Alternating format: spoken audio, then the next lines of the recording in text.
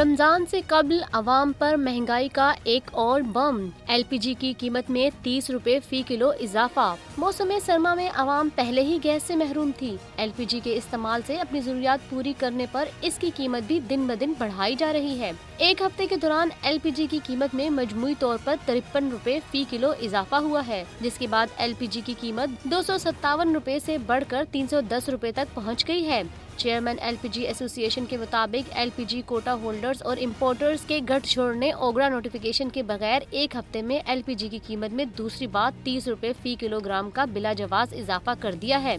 उनका कहना है कि मुल्क भर में एलपीजी की मसनूई किल्लत पैदा की गई है। गैस माफिया के सामने ओगरा एलपीजी डिस्ट्रीब्यूटर्स और दुकानदार बेबस हैं। एलपीजी के 2 बड़े जहाज पाकिस्तान पहुंच गए हैं, जबकि पाकिस्तान और ईरान के बॉर्डर पर वाफिर एलपीजी मौजूद है।